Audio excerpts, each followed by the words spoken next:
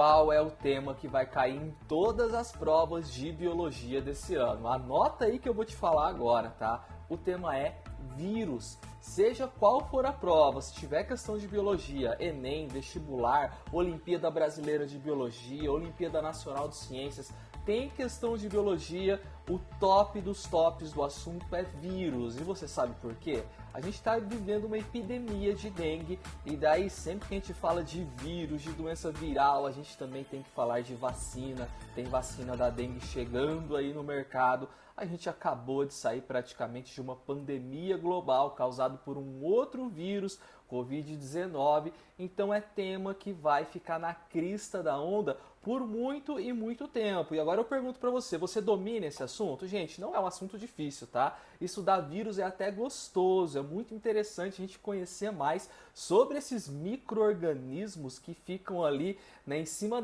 da linha. A gente não sabe se é um ser vivo, se não é, a própria ciência acaba discutindo isso, mas eu vou trazer uma aula super da hora para vocês, super atualizada sobre vírus. Você vai sair dessa aula sabendo tudo e mais um pouquinho sobre vírus. Se você não me conhece, meu nome é Leandro Fiore, eu sou professor de biologia e sem mais delongas, vamos lá! A primeira coisa que nós temos que entender sobre os vírus é que eles são seres acelulares. São os únicos organismos acelulares do planeta, ou seja, não são constituídos por células. São tão pequenininhos, gente, medindo cerca de 2 nanômetros, que por muito tempo, antes da gente ter tecnologia adequada para estudar esses micro-organismos, nós achávamos que as doenças virais eram causadas ali por toxinas, por fluidos venenosos, e isso que significa justamente a palavra, na etimologia da palavra que vem do latim, vírus, significa fluido venenoso ou toxina. Todos os vírus também são parasitas obrigatórios ou até mesmo parasitas intracelulares. Significa que eles precisam entrar numa célula para usar o aparato celular e daí sim, né, fazer ali as cópias de suas proteínas, a cópia do seu material genético, sintetizar ali novas partículas virais para poder assim se multiplicar e continuar ali a infecção viral. Tá? São seres aí danadinhos, tá? Além disso, gente, sobre a morfologia, eu já vou entrar em mais detalhes, mostrar aqui a anatomia de um vírus. Eles são basicamente constituídos por um capsídeo proteico, né, envolvendo material genético. E aqui tem outra característica muito interessante. Os vírus eles podem ser constituídos por DNA ou por RNA, tá? Um ou outro. E daí a gente vai ter algumas classificações de vírus justamente por esse motivo. Por exemplo, um vírus que é constituído por DNA, ele pode ser chamado de adenovírus. Nós vamos ter os retrovírus, que são vírus de RNA, só que no processo ali de cópia do material genético viral, ele dá origem a um DNA, por isso que é chamado de retrovírus. E tem mais duas classificações que eu vou mostrar para vocês ao longo da aula, que é o vírus de RNA cadeia positiva e o vírus de RNA cadeia negativa. Tá? Daqui a pouquinho eu vou mostrar exemplos, animações, aí vai ficar bem mais fácil de entender. Mas vamos então nos aprofundar um pouquinho mais sobre a morfologia, né, dos vírus, basicamente então constituídos por um capsídeo. Aqui eu coloquei uma imagem ilustrativa de um vírus. O capsídeo são essas bolinhas amarelas, tá? E no seu interior aqui tem uma fitinha, que é o material genético que eu mencionei, que pode ser tanto, né, de um RNA quanto um DNA. E o capsídeo mais o ácido nucleico, né, o material genético, vai dar origem ao nucleocapsídeo. Muitos vírus serão formados apenas por nucleocapsídeo, ou seja, proteínas envolvendo material genético. Mas nós vamos ter um grupo de vírus também que vão possuir uma espécie de envelope.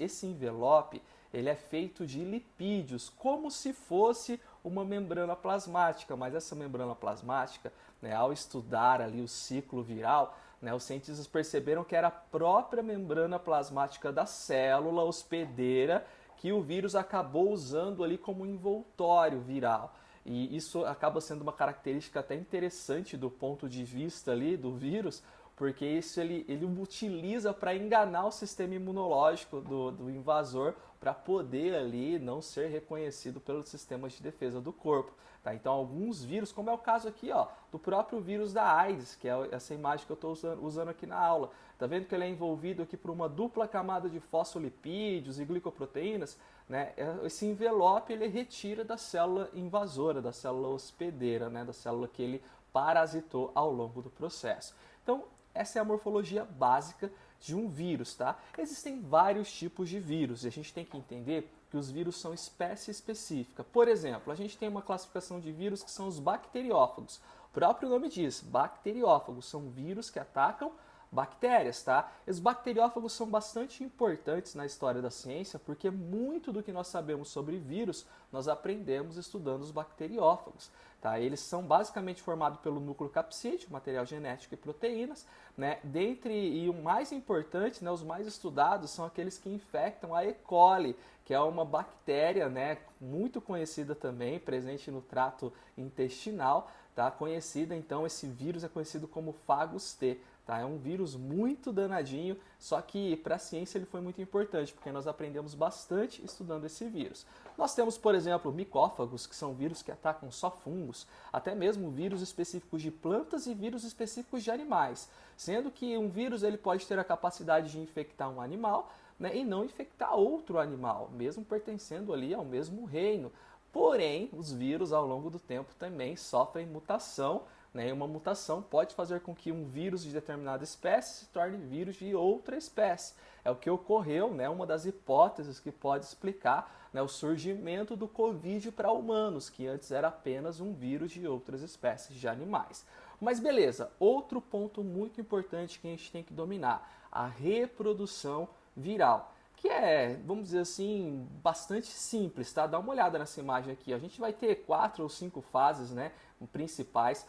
A primeira fase é a dissorção, onde o vírus é que ele se prende na membrana da célula. Aqui é um exemplo de um bacteriófago, tá? O vírus parece um robozinho aqui na membrana plasmática da célula, mas primeiro ele vai se acoplar à célula. E daí ele não entra na célula, tá? Ele apenas injeta o material genético dentro da célula. Daí a gente vai ter a segunda fase, que é a injeção. Esse material genético ele vai se apropriar das estruturas celulares e vai começar a usar a célula para produzir suas proteínas, para replicar o seu material genético. Então a gente vai ter um período de infecção. Né? Com o passar do tempo, essa infecção vai dar origem, né, a várias partículas virais, até chegar a um ponto em que a célula não aguenta mais. Essa célula vai ter um destino trágico, ela vai morrer, tá? E por último a gente vai ter a lise. Lise significa justamente quebra, a lise celular, que vai liberar no ambiente diversas partículas virais. Então é um ciclo bem simples, né? Ele chega, deposita o material genético, se multiplica e sai, tá? Bem de boa.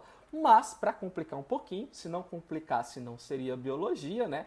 Nós vamos ter 2 tipos básicos de reprodução. Mas antes vamos ver aqui essa animaçãozinha, olha que bonitinho, ó. O vírus chegou, né, implantou, injetou material genético. O material genético vai ser usado para replicar novas partículas virais e ocorre a lise celular. Mas vamos lá, vamos falar do ciclo lítico e ciclo lisogênico. Primeiro de tudo, preste atenção na palavra lítico e lisogênico. Vou fazer uma associação para você nunca mais esquecer. Lítico, palavra pequenininha, né? Lítico. Lisogênico, palavrão, né? Palavra grande. Então, ciclo lítico, ciclo pequeno. O ciclo lisogênico, ciclo grandão, tá? Você já vai entender por quê. No ciclo lítico, gente, ó, vamos acompanhar aqui a animação agora. Vai ocorrer exatamente isso que eu acabei de mostrar para vocês com o bacteriófago. O vírus chega, deposita material genético, a célula em pouco tempo, às vezes em questão de horas, já vai estar toda tomada e liberando partículas virais. Então, é um ciclo muito rápido.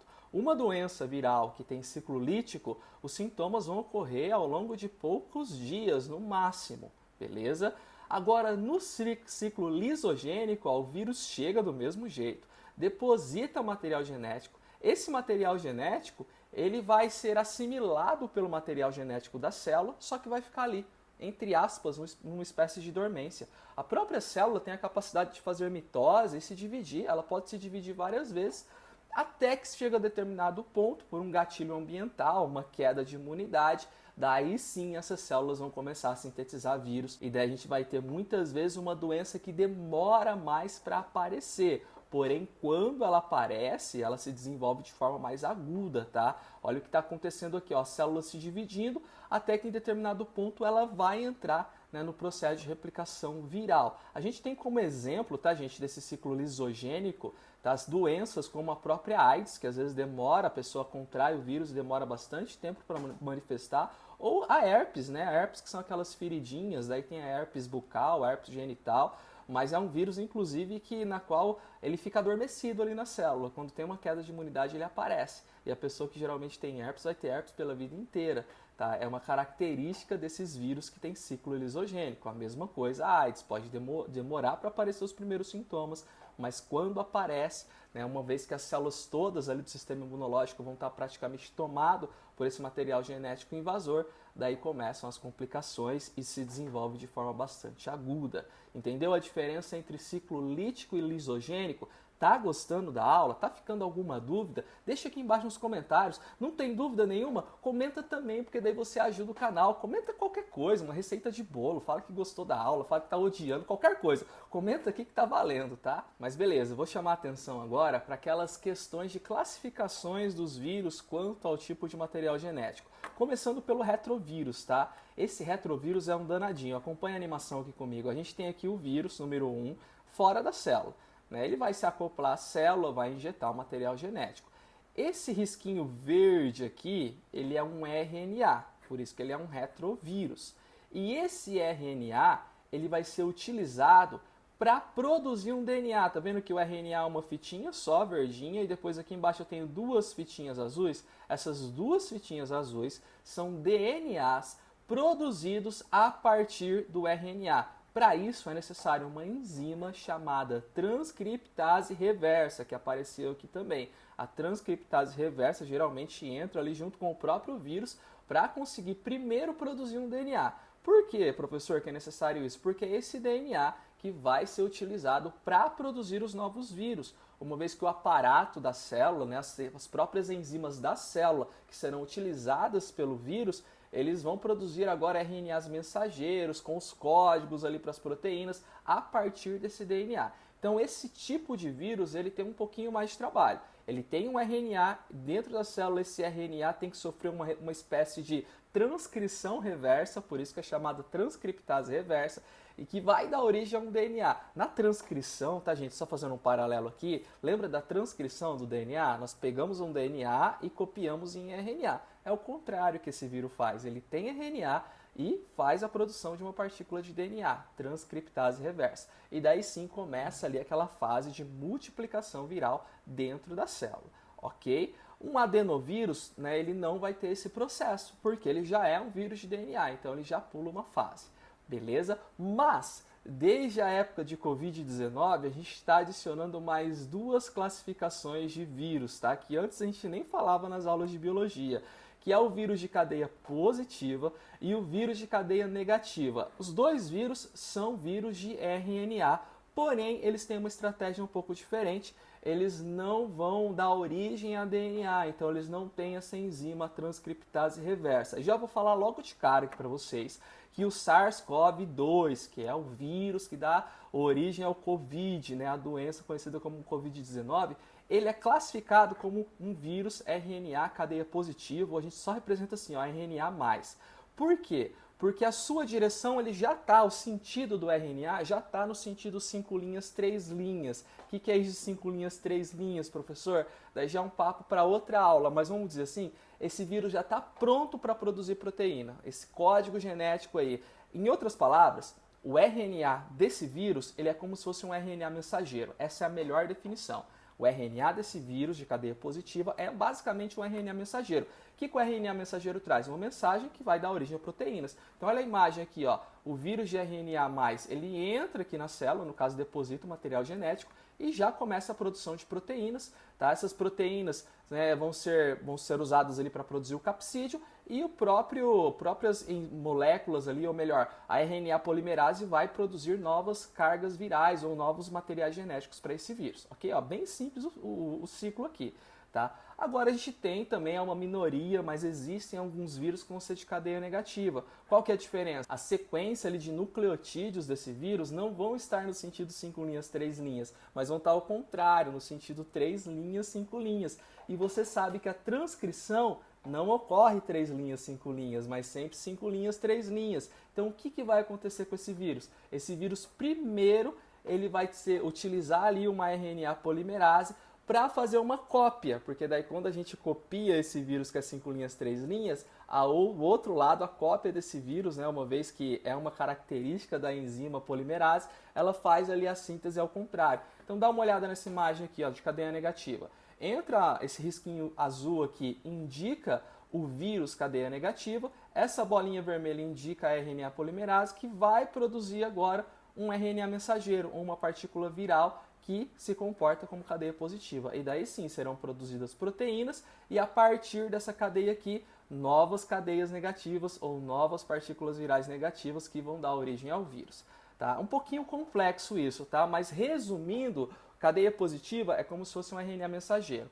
Esse RNA entrou na célula, já vai produzir novos vírus. Agora, quando é de cadeia negativa, ele tem que produzir primeiro uma espécie de RNA mensageiro ali, o RNA mensageiro viral, para começar a sintetizar as partículas virais. Ok? Espero que tenha ficado bem entendido. E o que a gente tem que saber também sobre as doenças, tá? Daí aqui, meus amigos, depende muito da doença do momento. Eu comecei essa aula dando, né, por exemplo, o exemplo da dengue, que está sendo bastante falado. Então a gente sempre tem que ficar atento aos noticiários, o que está rolando na sociedade, porque os professores gostam de colocar nas provas, né, assuntos contemporâneos, para deixar a prova com mais sentido, com mais gostinho ali de algo aplicável na nossa vida. Mas você sabe aí quais são as doenças causadas por vírus? Eu vou listar aqui para vocês as principais, tá? As principais que estão nos livros de biologia.